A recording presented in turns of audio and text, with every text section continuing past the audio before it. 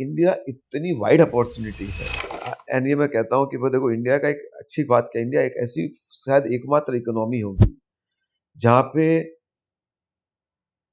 एक decent balance of services, manufacturing, agriculture. Of course services took the lead, but now we are trying to push both manufacturing agriculture को and भी बढ़ा manufacturing. रहे हैं। तो वहां पे ग्रोथ आने की बात, राइट.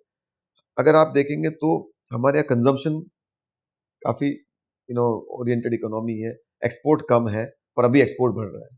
तो आप जब आप खाली चाइना जाएंगे तो that was largely export driven economy. तो हम कोई एक एक हम रीजनेबली बैलेंस्ड है, प्लस काफी ग्रोथ ड्राइवर्स अभी लेफ्ट हमारे पास है.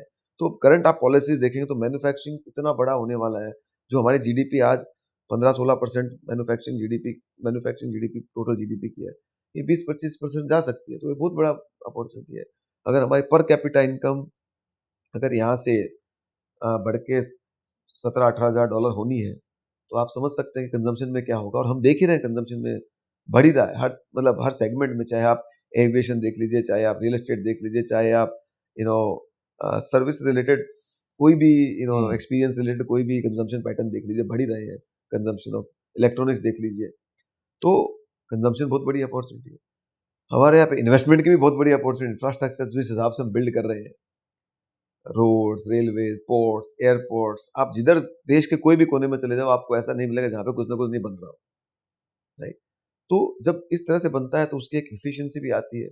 हमारी आज काफी एक टाइम था, मैं other day I was looking at कि my wife had to travel from Indore to Jodhpur, तो she conveniently booked flight from Indore to Mumbai and Mumbai to Jodhpur, and then later she figured out there was a direct flight from Indore to Jodhpur. Now think about it, Indore to Jodhpur. But this is what India is. That connectivity has got built. Airports are getting built. Now, all those things bring lot of growth. Mobility brings lot of growth. Connectivity brings lot of growth. जैसे 20-25 साल पहले mobile जब नहीं था, data इतना cheap नहीं था, तो आपके पास इंफॉर्मेशन एडवांटेज था. Correct. आज वो इंफॉर्मेशन एडवांटेज यहाँ बैठ के झुंझुनू में बैठ के सबको सेम है, कोई फर्क नहीं है. उसको शायद सेम टाइम इंफॉर्मेशन मिलती है. तो connectivity and mobility both creates huge amount of opportunity.